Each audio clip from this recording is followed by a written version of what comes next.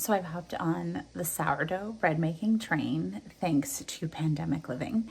And I'm not gonna lie, it's a very intimidating thing at first. So one of the first things that I did was really study how to keep a sourdough starter alive. So if you head to my website, I have a whole post about inheriting starter and keeping it alive. But once you've gotten to that point, you probably wanna know how to make bread. I probably watched at least 30 YouTube videos before I attempted to make my first one. They all seemed very complicated. Some of them took 36 hours from start to finish.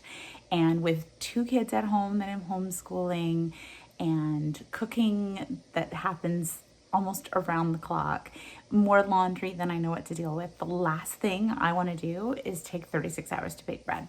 So I thought I'd try and synthesize all of my favorite parts of all those recipes and smash them into one. But let's just first address the elephant in the room. Yeah, there's 4 of them. They're hanging on for dear life. I'm sorry, I know it's distracting. There's nothing I can do. This is the first time I've worn mascara in 8 years, so bear with me. Let's get into this sourdough bread. It's an overnight, easy sourdough bread that you're gonna do in your stand mixer. And I'm gonna show you a few key things along the way that have really helped me perfect this recipe. So the first thing you need is a really healthy, active, bubbly sourdough starter. And this is what I mean by bubbly. So, oh, there's one just went right there. There's lots of really nice bubbles. If I smell it, there's a really kind of tangy aroma to it. And you can see also here that this one has doubled since I fed it earlier today, and this one is more than tripled. So that tells me that these are both at a really good place to be used as wild yeast. Here's another test. So I have my 2 different starters. This is one that I use a flour blend with, but using about 5 different flours. And this one is just using unbleached all-purpose flour. So what we're gonna do is, if you're not sure if your starter is ready, you're gonna take a little bit and see if it floats.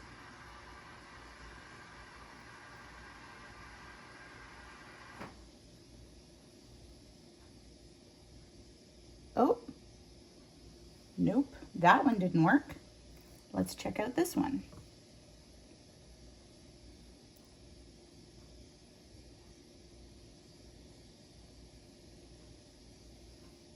And that one worked. So you can see this one sunk to the bottom and this one's floating on top. So that tells me that this one is not ready to be used as a leavening agent, but this one is. So that's the starter I'm gonna use for my bread today. When I first started making sourdough at the beginning of all the COVID craziness, I didn't own a scale. And I found it really hard to find recipes that suited the tools that I already had at home, like good old-fashioned measuring cups. So what I'm gonna do today is not in grams. There are hundreds of thousands of sourdough recipes out there that work in grams. So if that's what you're after, this is not the video for you. Bye. If, however, you also don't own a scale and you have just good old-fashioned measuring cups at home, stay tuned and stick with this one because I'm gonna make this real easy. Here's what you need. A stand mixer with this dough hook. Okay, I had never used this thing in the 13 years that I've owned a stand mixer, but let me tell you, it totally works. The first thing you need is 3/4 of a cup of active sourdough starter. Okay, so that was that nice bubbly stuff that I showed you earlier. Then you need 1.5 cups of water, but not just any kind of water. It needs to be room temperature. And if you're using tap water, which is totally fine, just make sure that you've left it on your counter for at least an hour so that the chlorine evaporates. You definitely don't have to use spring water or anything fancy or filtered if you don't want to. Okay, and then your first step is actually just using a fork. Stir those 2 things together and create sort of a milky, frothy situation. Then I've put in 2 cups of all-purpose flour. This can be unbleached like you use for your sourdough starter. It can be hard white bread flour, or it can just be regular all-purpose flour. Whatever you have is totally fine. The more white flour you use, sort of the fluffier your bread is typically gonna be. Okay, so my flour blend is probably gonna be different from your flour blend. I don't do anything precisely, and some flours are thirstier, if you will, than other flours. So you may have to play with this a little bit in terms of water content and flour content. Just follow along and see what my dough looks like and make it match that. This is a mix of hard white bread flour, whole wheat flour, spelt, and a random bread flour that I had left over from when I was making yeasted bread. I'm gonna add another half cup, and I'm gonna keep all of my flour on standby just in case my dough behaves a little bit more different today than it did on another day. So all said and done, that is 3.5 cups of flour total. And finally, I'm adding 1.5 teaspoons of a good sea salt. And some of the recipes that I've followed before say not to put your salt in right away. I don't know the technicalities of it. I'm just here to tell you that I've tried so many different ways and it doesn't really matter. Now we're gonna mix this puppy up. Just on stir.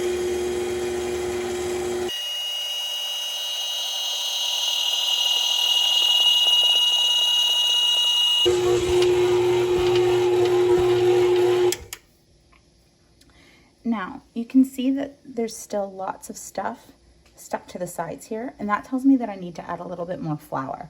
So this now is a bit of a guessing game, and you really only want to go about a tablespoon at a time because you want to keep the water content pretty high in your sourdough, as I've learned. So I'm just going to sprinkle a little bit of all-purpose flour right around those edges there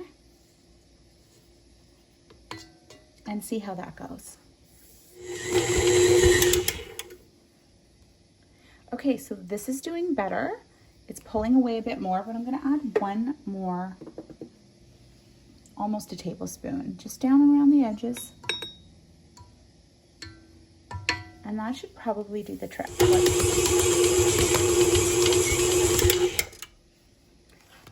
Okay, so you can see that most of it is pulling away from the edge. That is what we're looking for. It doesn't have to be perfect.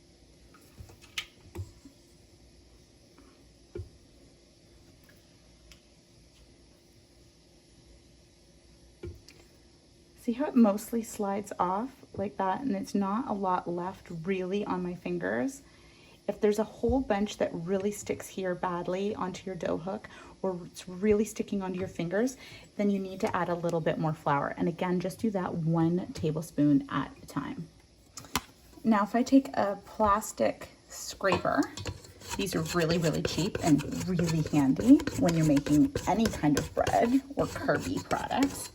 I'm just gonna scrape down the sides of the bowl to make sure that everything goes into one cohesive ball. And again, see how there's not anything that's sticking? There's no sticking. If stuff was sticking to this, that's another sign that I need to add a little bit more flour. Okay. Now, I can't get into gluten formation and the science of bread. I just can't. I don't understand it all completely. I'm still learning myself. What I do know is that this is a good amount of water in there. It doesn't feel dry. It's a little bit tacky, and that's what you're looking for. And over the next few hours, you'll see the dough really change as we do a series of stretch and folds, which I'm going to walk you through next. You definitely do not need a Lazy Susan, but if you have one, it's really handy for the stretch and fold process. This marks our first stretch and fold, and this is a technique that is going to come to you pretty quickly and pretty easily with a little bit of practice. The only thing you need to do is make sure that your hands are clean and a little bit wet. Now, with your slightly wet hand, you're going to carefully grab one end of the dough and pull it across to the other side. Pivot, try and really get under all of the dough that's there and let it be its own guide. Don't stretch it to the point where it's breaking. Now let me tip it so you can see this even better. And you're literally just stretching and folding.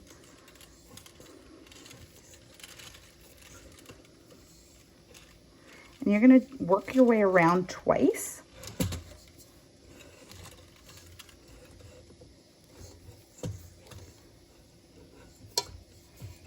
And what you'll feel, and this is gonna happen every time you do the stretch and fold series, as you do more and more of them, you're gonna feel the dough sort of tighten a little. And see how it's starting to get a bit sticky?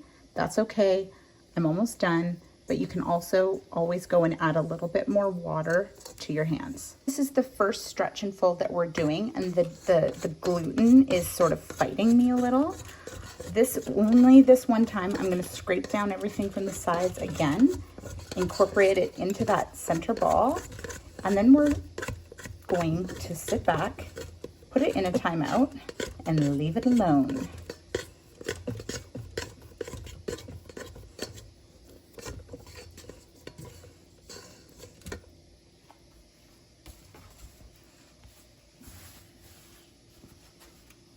It's been half an hour and we're gonna do our second stretch and fold. And you can leave the next series of stretch and folds for another half an hour if you wish, but if it's late at night and you just wanna get this done and get it resting and go to bed, then you can even take it down to every 15 minutes. That's what I'm gonna do tonight. I've tried lots of different things, and definitely taking more time with sourdough does give it a more sour taste. But if you're just trying to get bread on the table because you gotta eat, then there's no reason that you need to wait. You should notice this time around that the dough is even silkier than it was before. It'll still stretch quite far, but it'll be smoother in your hand, and it will leave a lot less residue than it did before.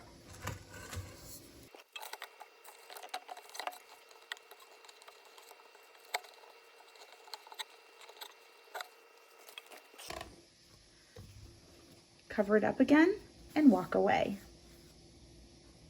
Okay, we're going into stretch and fold number 3.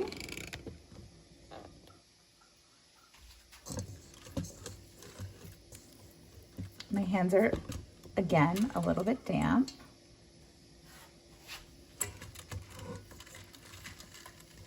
And I'm just sort of letting the dough do the work. So yes, I'm stretching it, but I'm not tugging at it. I'm sort of just using gravity.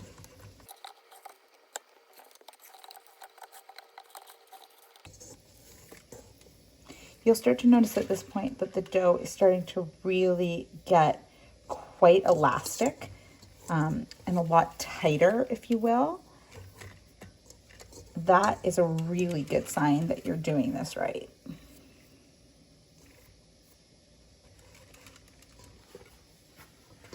Okay, we're going to cover it up and leave it for another 15 minutes. Bye-bye. All right, we're back for another stretch and fold, and I'm going to actually, just to try and make this easier for you to see, move this down off the Lazy Susan, but you're going to probably find at home using that Lazy Susan a lot easier. Okay, so we've done a few of these, and you can see, I hope you can see that the dough has actually changed quite a lot, even in just this short time. So at this point, I would feel comfortable leaving this to proof now after this stretch and fold. But if it still feels to you like you're getting tackiness on your fingers, or some dough is still coming off on your fingers, see, there's not really any coming off on my hands at all. So I feel really confident that this is good to go. But if there's no rule in sourdough so far that I can tell that says that it can't benefit from a few extra stretch and folds. I've done up to 8 rounds with some of my test loaves. and I've done as few as 4. So I would say if you feel like the dough is giving you good resistance, so you're not able to stretch it as far as you could at the beginning, and it's not coming off on your hands, that is a good sign, provided you've done at least 4 stretch and folds, that you can move on to the next step. Okay, so this is where we're going to do our pre-shape. And I've tried a few different places and a few different methods, and I actually really like how easy it is to just do it right on top of my quartz countertop. Granite would work as well. And I'm not even going to put down any flour because I really like how much resistance this gives me. See how easily that dough is rolling right out? That is what we're looking for. I'm just going to get it right out onto my countertop.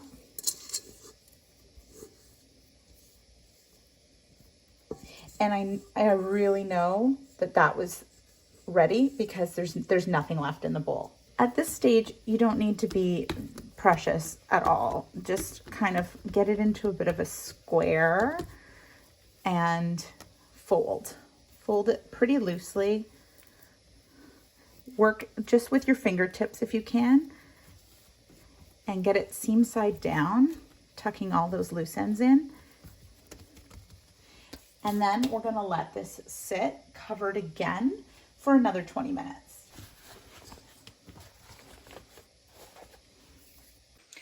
While my dough is doing its pre-shape resting period for the next 20 minutes, this is when I get my banneton ready. Now, a banneton is, you can find them on Amazon. They're really cheap. And you prepare it the same way you would if you don't have a banneton. And all you're gonna do is take any kind of mixing bowl that you already have in your house, a clean one, get a very thin tea towel and drape the tea towel inside. And then we're gonna dust flour all the way inside. And in the banneton, I'm actually gonna shift the flour around.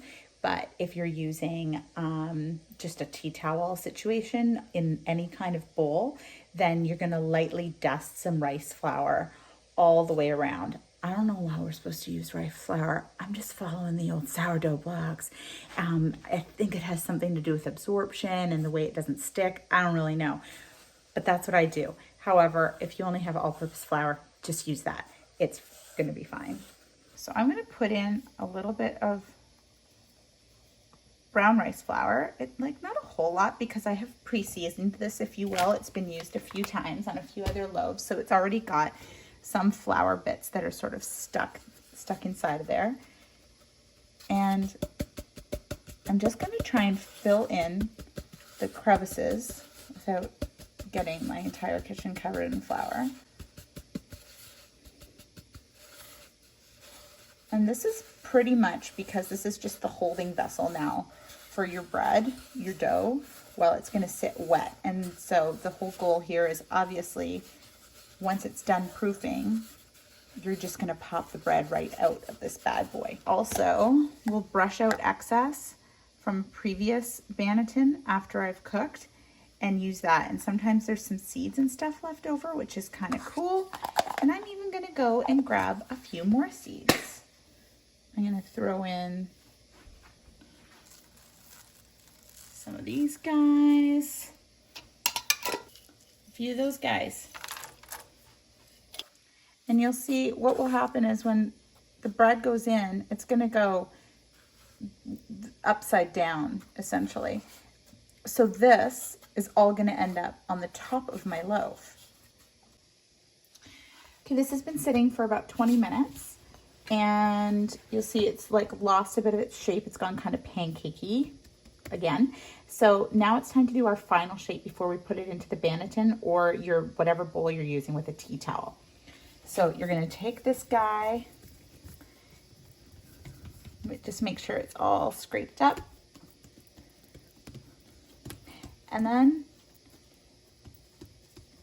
this time I like to make it, you can make it into a square. It really doesn't matter. One thing I've learned over the past few weeks is that sourdough is very forgiving.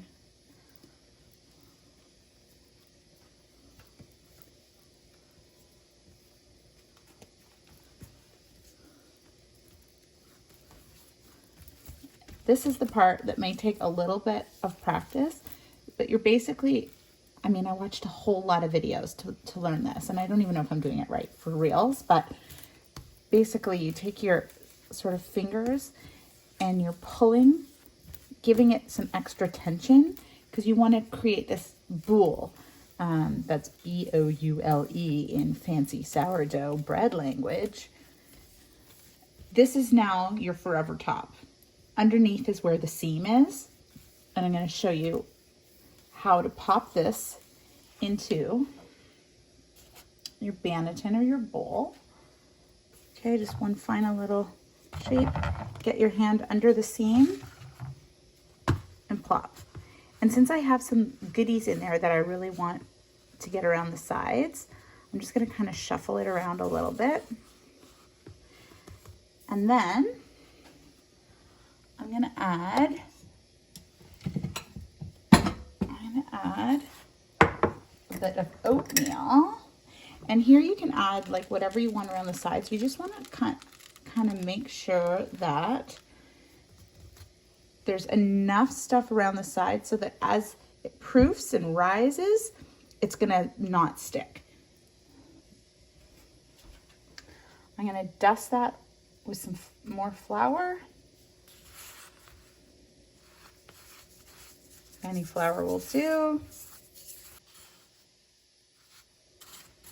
You can see that's resting nicely, and we are ready for the final stage. This is the cover that came with my banneton, but if you're using just a tea towel over lined in a bowl, then I would personally cover it in plastic wrap before you let it sit. Now this is where the magic is going to happen. It's all in this proofing process. And the longer you proof sourdough, the tangier it gets. I like mine really, really, really tangy. So you have a few options at this stage. Option number one, if it's during the day, you've made this in the morning, you need to let this sit out for about probably 5 or 6 hours at least before you should consider baking it. It's probably not going to quite double in that time, but it'll be good enough to bake and it'll taste like a lovely artisan hearth loaf. However, if you like it really tangy, I would suggest leaving it on your counter for at least 2 to 3 hours, and then you can toss it into the refrigerator overnight if this was a late night endeavor.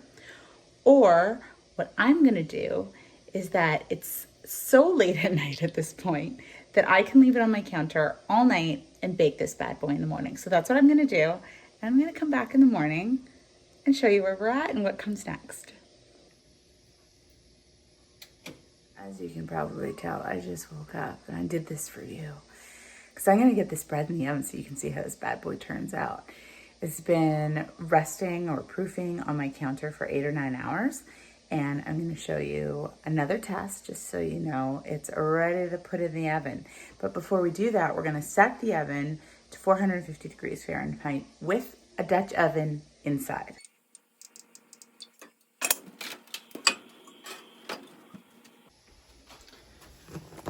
Okay, oh, look at that. It's so nice and big. So one of the ways we know that this is ready to go in the oven is we stick our fingers in and see how those 2 little dents still sort of remain. So it bounced right back. And that's a really good sign that this is good to go. So remember, this is the bottom. We still need to flip it over on top. But because this is ready to go and I don't want it to proof anymore, I'm going to stick it in the fridge while my oven heats up for the next 45 minutes with that Dutch oven in there. That's a really important part of the baking process. So, because you want that Dutch oven nice and hot. So I'm going to throw this in the fridge and we'll be back in 45. So with my 45-minute timer almost ready, I'm going to get ready for the next step, which is parchment paper and a lame. So you definitely do not need a lame if this is, you know, your first attempt at sourdough. I didn't buy this until I'd made sourdough 9 or 10 times and knew it was something that I wanted to continue. But this will make scoring about 1,000 times easier. If you don't have a lame and you don't have really super sharp knives that you also have a knife sharpening block for to sharpen them even more, I definitely think scissors do the best job. My bread dough out of the fridge, and the only thing I need to do is get it onto my parchment paper. And remember, this is the face side down, so I want to flip it and lift. Ta-da! Now that's a lot of extra stuff on there. Oh, there goes my dinger. That's a lot of extra stuff on there, so I'm going to brush a bunch of that away. So there's not extra, because that extra stuff could burn. So I don't want to brush away all of my beautiful lines, just some of the excess. I collect that excess and I'll reuse that the next time I flour my Banneton.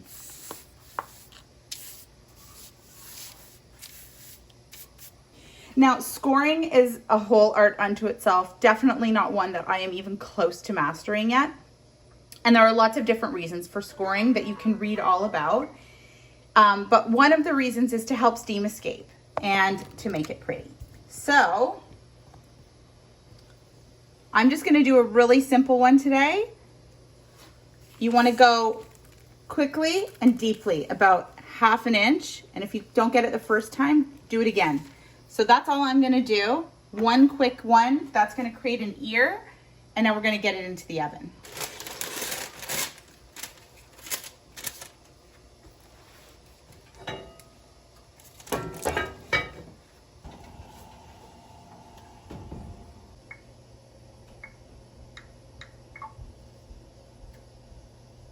As you saw, I set the timer for 30 minutes. So my dough is now going to cook at 450 degrees in the Dutch oven with the lid on for the first 30 minutes. Then I'm going to come back and show you what's next. In the meantime, I think I'm going to go brush my teeth. Okay, it's been 30 minutes. So now all I'm going to do is remove the lid. Ooh, it's looking good. And back in it goes for another 10 minutes. Okay, my 10-minute timer has gone off. So I'm going to turn off my oven, open it, just double check everything looks good, which it does. And now, this is a little baker trick that I've learned from the old interwebs. You leave your oven off, but with the door cracked open, and I'm going to set another alarm for 10 more minutes. All right, that's going to make our bread just a little more crispy. And then, so pretty.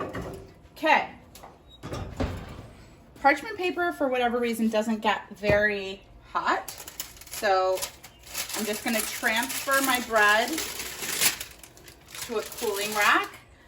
We're going to leave that to set for at least 45 minutes before diving in, and you can even leave it to sit all day. Look at that beautiful crust.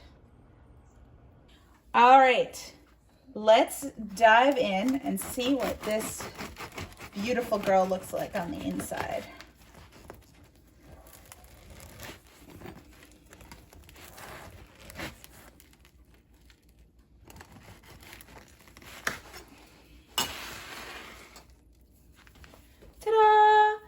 Okay, so this doesn't have quite as many holes as some of my other sourdoughs have. Doesn't mean it's not successful and it won't taste great.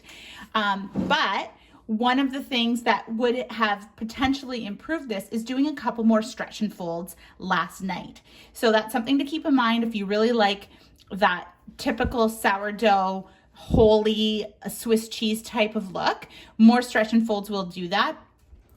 All right, so hold up, because it's actually a new day. I decided to try it again and do a few more stretch and folds just to prove my point that the inside would be holier and more sourdoughy than the other one. So this is another loaf that was made with the exact same technique that I've already walked you through. It just had 2 extra stretch and fold periods.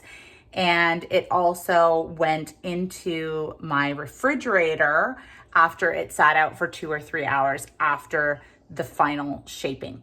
Alrighty.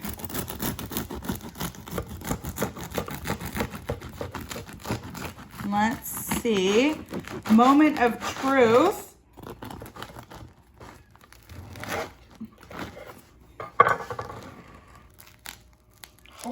Yeah.